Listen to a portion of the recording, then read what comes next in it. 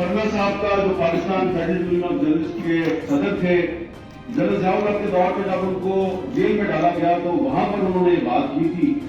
اور آج جناب عمران خان صاحب کی حکومت ہے اور آج کے دور میں بھی یہ جو شعر ہے یہ اس طرح سے سچ نظر آتا ہے کہ اس وقت تو صرف اخبار تھا، اب ٹی وی چینل بھی ہیں.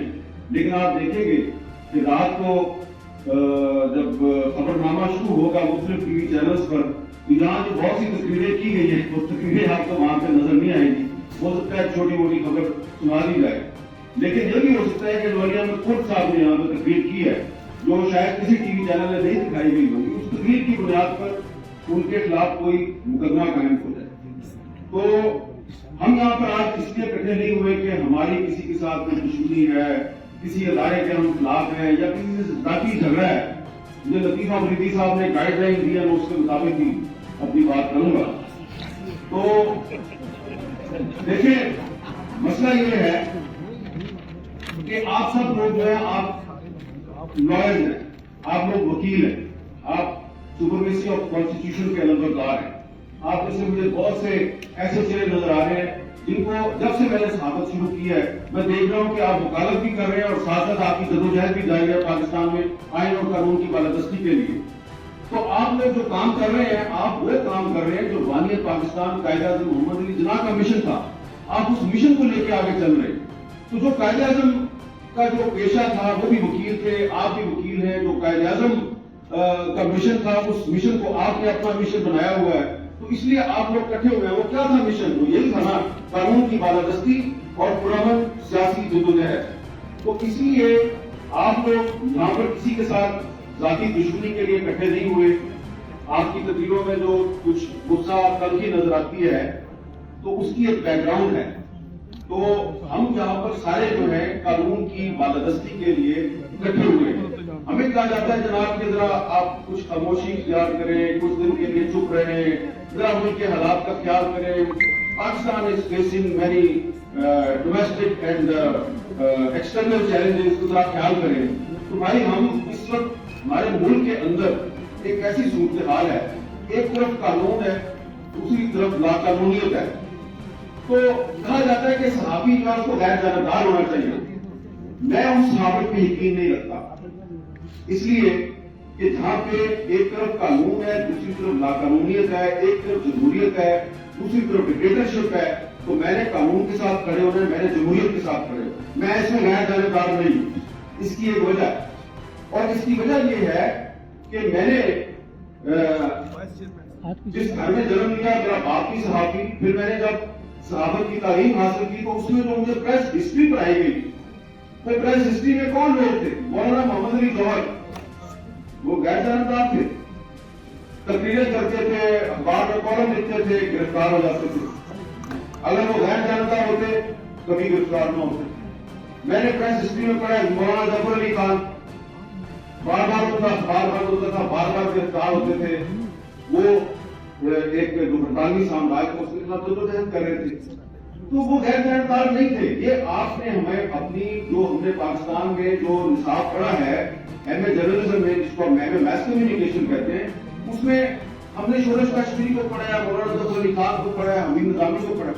کوئی میں غیر جانبدار نہیں تھا، سارے جانبدار تھے. اس میں کوئی قائد اعظم کے ساتھ کھڑا تھا، کوئی جو ہے وہ پاکستان میں آئین و قانون کی بالادستی کے لیے کھڑا تھا. تو جب ایک طرف لا قانونیت ہے اور دوسری طرف قانون ہے تو میں نے تو قانون کے ساتھ کھڑا ہونا ہے. اور اب تو میں خود بذات خود میں ایک ایسی مثال بن گیا ہوں کہ جب سے مجھ پر پابندی لگی ہے 3 ہفتے ہونے والے ہیں، تو میں زیادہ ادھر ادھر نہیں جاتا. لیکن کہیں پہ بھی چلا جاؤ لوگ پوچھتے تھے کی ہوا، میں نے کہا آپ کو نہیں پتا کی ہوا. میں کہتا ہوں یار ایک تقریر کی تھی، واسط علی پور کو مار پڑی تھی، اس کو میں نے تقریر کی تھی، اس لیے میں نے پابندی لگ گئی. انہوں نے کہا پابندی لگی ہے، تقریر تو آپ نے پریس کلب کے باہر کی تھی، پابندی آپ کو ٹی وی چینل پہ لگا دی. اچھا یہ کسی کورٹ کا آرڈر ہے؟ میں کہتا ہوں نہیں جی. یہ پہلا نے حکم دیا ہے؟ میں کہتا ہوں نہیں جی. پھر پابندی کیسے لگی؟ تو میرے پاس اس کا جواب نہیں ہے. اب یہ کیا ہے؟ یہ ہے لا قانونیت. کہ آپ نے پابندی لگا دی لیکن اس کا کوئی ریٹن آرڈر کہیں سے نہیں ہے, کسی کورٹ کا آرڈر نہیں ہے. تو اب کیا ہوں میں حامد میر اس وقت کیا ہے؟ سینسرشپ کی ایک چلتی پھرتی جیتی جاگتی مثال. اور میں اس مثال کے طور پر جب آپ کے سامنے کھڑا ہوں تو مجھے کہا جائے گا کہ ذرا خیال سے بولنا چاہیے. میں خیال سے بولوں گا, یہی کہہ رہا ہوں کہ بھائی میں آئین اور قانون کی بالادستی پہ یقین رکھتا ہوں. جو بھی میرے ساتھ کر رہا ہے آئین اور قانون کے مطابق کرو.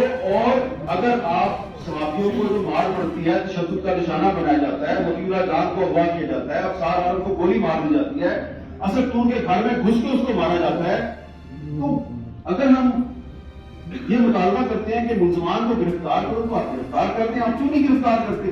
گرفتار جب ملزمان گرفتار نہیں ہوتے کہتے ہیں اچھا وہ لڑکی کے بھائی نے مارا تھا.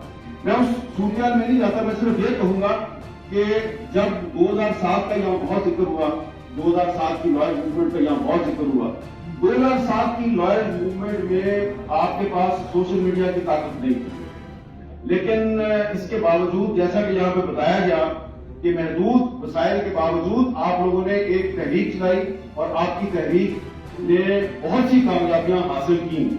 تو آج تو صورتحال مختلف ہے. اب جو 2007 کی جو بات ہوتی ہے تو کسی نے کہا کہ اس وقت حالات جو ہے وہ مشرف کے معاشرہ سے بھی زیادہ تشویشناک ہیں. اس وقت میرے پہ صرف ٹی وی چینل پر پابندی لگی تھی, میں اخبار میں لکھتا تھا, لیکن اب کوئی پاکستان میں پرویز مشرف نہیں ہے, جناب عمران خان صاحب کی حکومت ہے, میرے پہ ٹی وی پر بھی پابندی ہے, اخبار میں بھی لکھنے پر پابندی ہے. تو آپ دیکھ لیں کہ صورتحال کیا ہے. اچھا, اس وقت عمران خان صاحب جو ہے وہ لائر موومنٹ کے حامی تھے. وہ جب ان پر پابندی لگی تو جو P F U J R I U J جو ہے وہ سڑکوں پر ہمارے شو کرایا کرتی تھی, وہ وہاں پر آتے تھے اور ایسے موقع لہرا کے کہتے تھے اگر میں وزیر اعظم بن گیا تو پاکستان میں صحافت آزاد ہوگی. تو اب آپ وزیر اعظم بن چکے ہیں اور سینسرشپ کی جیتی جاگتی مثال جو ہے وہ آپ سے مطالبہ کر رہا ہے کہ پاکستان میں صحافیوں پر جو پابندیاں لگ رہی ہیں, جو جوڈیشری اور دیگر جو ہیومن رائٹس ایکٹیوسٹ ہیں ان کے ساتھ جو ہو رہا ہے اس کو بند کیا جائے.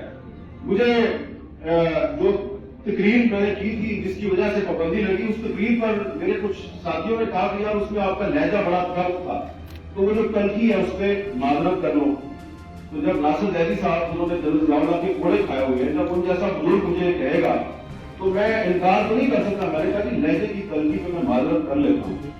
تو مجھے ایک بزرگ صحافی نے یہ کہا کہ آپ نے بہت اچھا کیا ہے. میں نے کہا وہ کیسے؟ انہوں نے کہا آپ نے یہ ثابت کر دیا ہے کہ ایک سویلین جو ہے وہ صرف اپنے لہجے کی تلخی پہ معذرت کر لیتا ہے, لیکن پرویز مشرف آئین بھی توڑ دے کبھی معذرت نہیں کرتا. یہ فرق ہے. تو ہم نے آج یہاں پہ جو بھی جہاں پہ جو گفتگو ہوئی ہے اور آگے ہم نے جو بھی کرنا ہے وہ اس طریقے سے کرنا ہے کہ جو قائد اعظم کا راستہ ہے ہم اس راستے پر چلتے رہیں.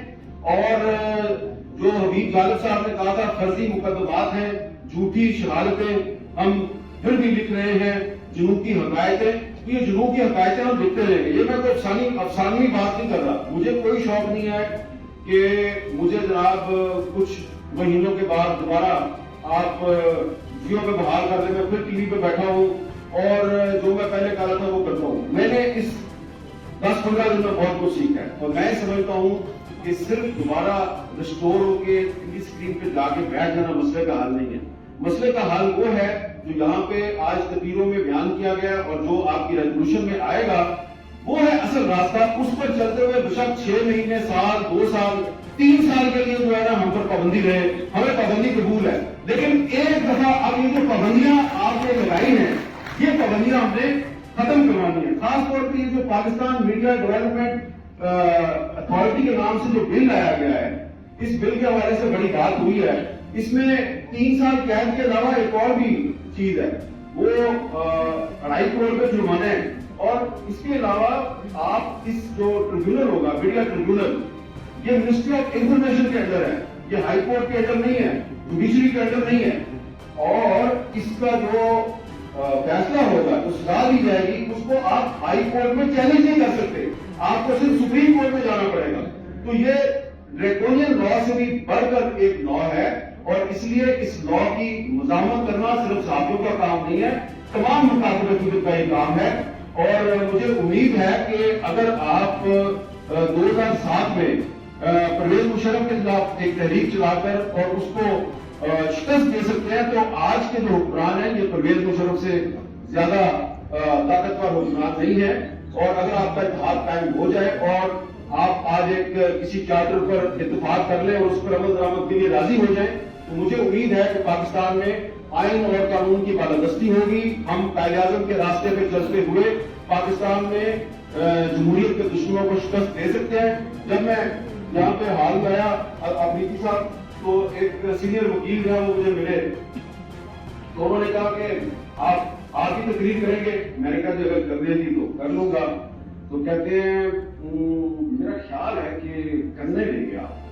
تو میں نے کہا اچھا. کہتے ہیں اگر آپ تقریر کریں، یار وہ آپ پر جب 2007 میں پابندی لگی تھی نا آپ مشرف دور میں، تو اس میں آپ روڈ شوز کیا کرتے تھے، تو ہر شو کے آخر میں آپ وہ حبیب جالب صاحب کے کچھ اشعار پڑھا کرتے تھے، وہ آج ضرور پڑھنا. میں نے کہا جی وہ کیوں پڑھوں؟ کہتے ہیں یار وہ لگتا ہے کہ اس میں جو جادو منتر والی بات تھی، وہ آپ اشعار پڑھتے تھے تو جو حبیب جالب نے ان اشعار کے میں جو پیغام دیا تھا وہ پورا ہو گیا، وہ بات سچ ثابت ہو گئی. تو انشاءاللہ اب بھی سچ ثابت ہوگی. تو میرے بزرگ جو ہے بزرگ وکیل جہاں ابھی تک بیٹھے ہوئے، آخر میں حبیب جالب صاحب کے وہ اشعار پڑھوں گا جو پرویز مشرف کے خلاف تحریک کے دوران جو وکیلوں کی تحریک تھی، صحافیوں کی تحریک تھی، انسانی حقوق کے کارکنوں کی تحریک تھی. اس تحریک میں ہم نے وہ حبیب جالب صاحب کے اشعار جگہ جگہ بار بار پڑھے اور پھر ان کو اپنا ایک نعرہ بنایا، اور وہ نعرہ صحیح ثابت ہوا تھا. اور وہ اشعار کیا تھے؟ میرے ہاتھ میں قلم ہے، میرے ذہن میں اجالا، میرے ہاتھ میں قلم ہے، میرے ذہن میں اجالا، مجھے کیا دبا سکے گا کوئی ظلم تو کا پالا، مجھے فکر امن عالم تجھے اپنی ذات کا غم، مجھے فکر امن عالم تجھے اپنی ذات کا غم، میں طلوع ہو رہا ہوں تو غریب ہونے والا. یوٹیوب پر گوگلی ٹی وی دیکھنے کے لیے youtube.com کی سرچ بار میں گوگلی ٹی وی ٹائپ کریں. گوگلی ٹی وی کے پیج پر سرخ رنگ کے سبسکرپشن والے بٹن پر کلک کرنا نہ بھولیے. یوٹیوب پر اپلوڈ ہونے والی ویڈیو سے باخبر رہنے کے لیے بیل آئیکن پر کلک کیجیے. آپ کو ہر نئی آنے والی ویڈیو کے بارے میں نوٹیفیکیشن موصول ہو جائے گا.